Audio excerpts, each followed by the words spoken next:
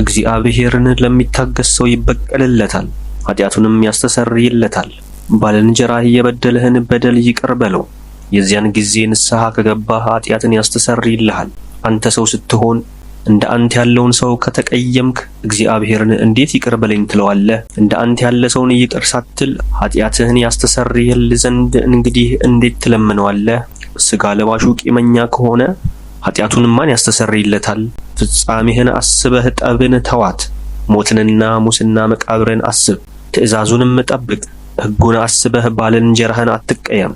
የልዑልን ፍርዱን አስበህ ቁጣን አርቃት። ኃጢአቶችህን ታሳንስልህ ዘንድ ክርክርን ተዋት። ቁጡ ሰው ክርክርን ያነሳሳል፣ ኃጢአተኛ ሰውም ባልንጀራውን ያደክማል፣ ወዳጆቹንም ያጣላል። በእንጨቱ ልክ የእሳቱን ነዲድ ይበዛል፣ በክርክሩም ብዛት መጠን ጠቡ ይበዛል። የሰው ኃይሉ በቁመቱ መጠን ነው፣ በባለጸግነቱም ብዛት መጠን ቁጣውን ያበዛታል።